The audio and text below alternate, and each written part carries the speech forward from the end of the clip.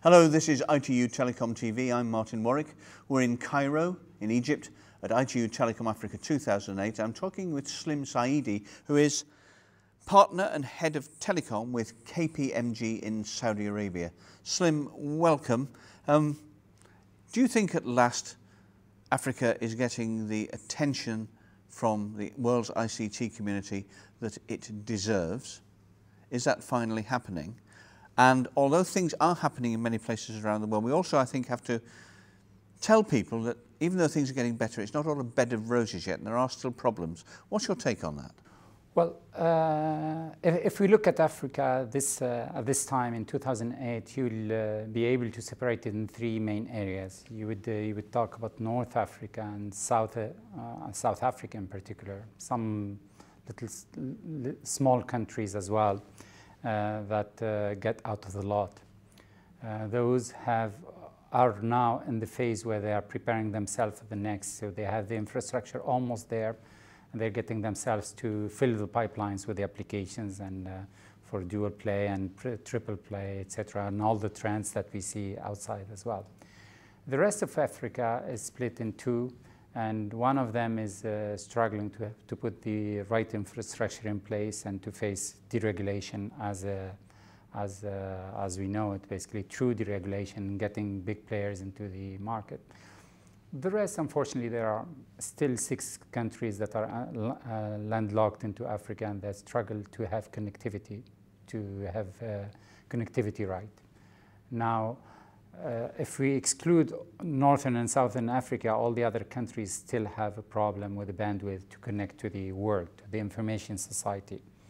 And the projects are not fast enough, and they are not powerful enough. They don't provide enough capacity for connecting Africa at this point.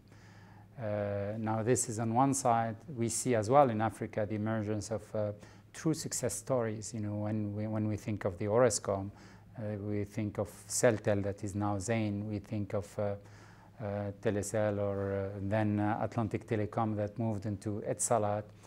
MTN is a great story, and some others as well, Vodacom, etc. It's Telecom that is getting into Africa.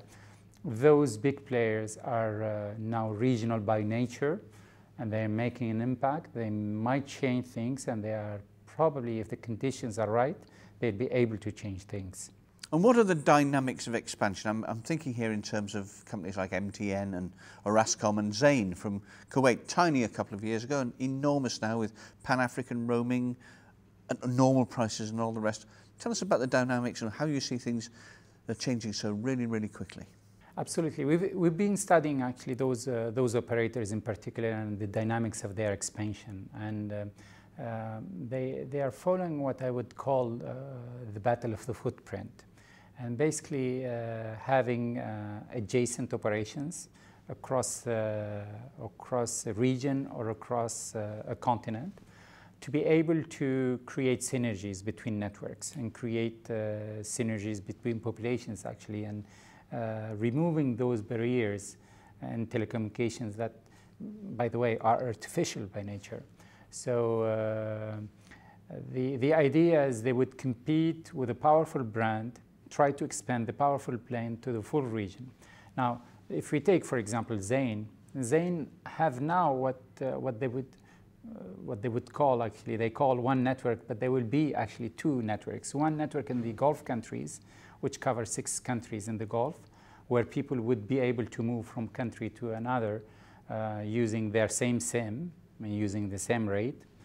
And the 13 countries, at this point, they have 13 countries covered with the one network, and they're expecting it, expanding it to the 16 countries they have. And this is an incredible strategy if you think about it. It's, however, if you look at all the other footprints, they seem to be following the same pattern. And everybody is targeting populations to be covered, connecting to populations that would call into the home country or that would call from one country to the other. Now, imagine if you are a user moving from, let's take again Zain, if you are moving out of their Celtel is present, for example, in Chad. If you're a Muslim going to pilgrimage in Saudi Arabia, and Zain is present in Saudi Arabia, and your family would be able to call you on the same number you're in Saudi Arabia, how powerful that would be. And this is actually the name of the game that we are seeing in this period. And you have this synergy coming in. So you synergize on networks, on capabilities and technologies. You synergize as well on brand. So if you build a regional brand, you're able as well to go about, you relate to the people, you have the familiarity into the game. The third thing you will synergize on is financial as well. So you can, if we look once again to the same example, you would have less profitable operators and more profitable operators, so you can balance your portfolio and think of it as a portfolio of investment, and think of it as a portfolio of operators. So then you synergize about them. MTN is doing the same as well, and they're still acquiring. And if you look at their acquisitions, the future acquisitions, look at their footprint, you see the holes there, that's their future target. So this is the dynamics that we're seeing.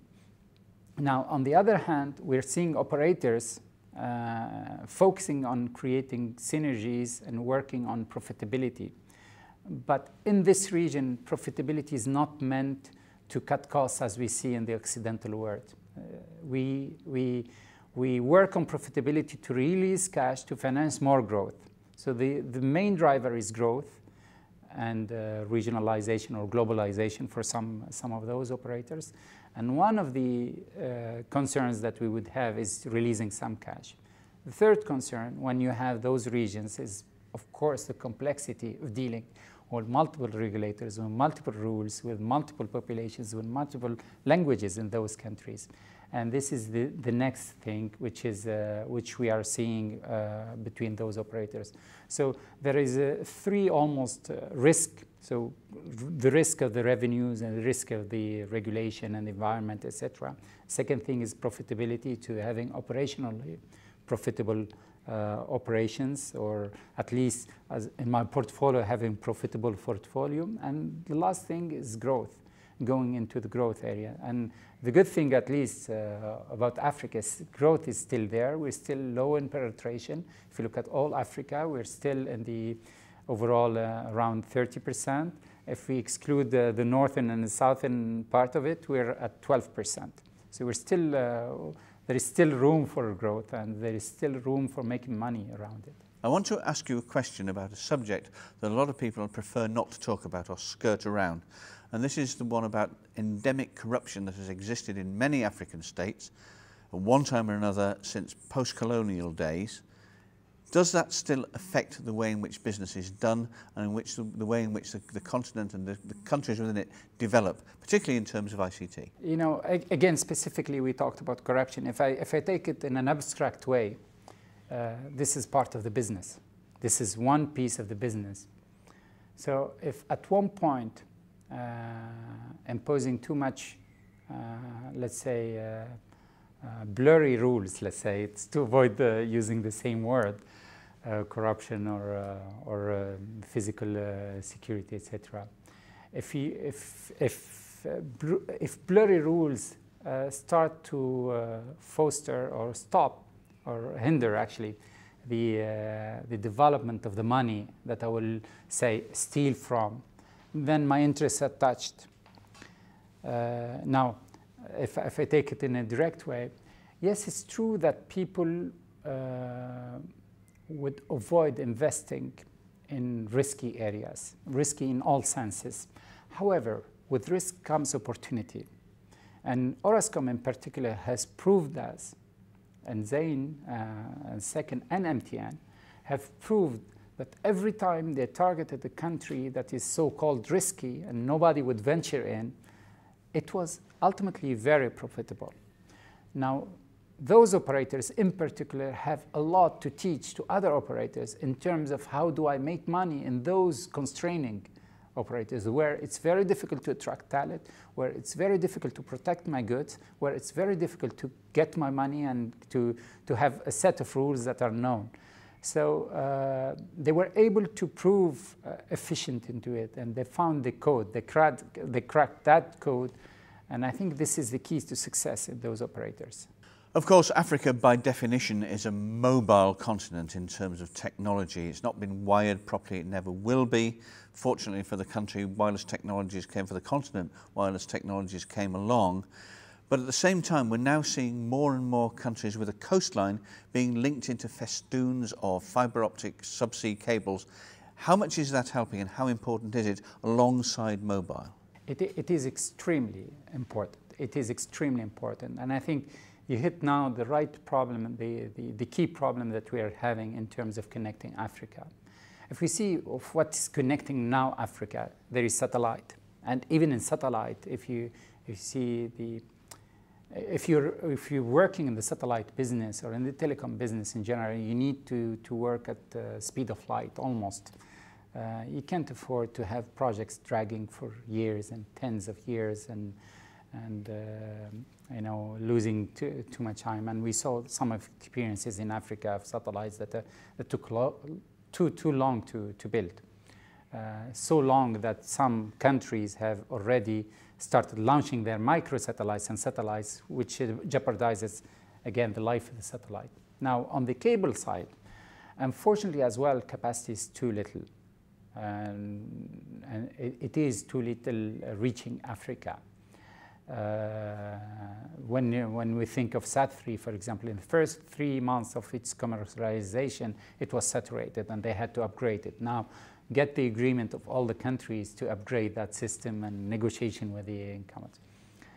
On the eastern side, it's not much better. The EC cable has as well its difficulties, and some say it won't probably see the light. There are some cables that are directly connecting. For example, Salat is building cable connecting to Kenya, and some other operators are as well connecting from Egypt or from Sudan. I think the key to succeeding in this industry is having those pan-regional operators, those operators build their cables. Now, why would they build cables? The only reason they would be able to build cables or they would be interested in building cables is if they have the interest. And the interest would be to unlock actually the landlocked countries, the 6 countries that are landlocked in Africa. So the right-of-way that we are seeing in the cities is now happening between countries. So if I'm say Niger, and I have to be unlocked, and reach my cable, I still have to go through Senegal or other ways, or Mauritania, etc. So we need to have some creative ways of allowing those operators to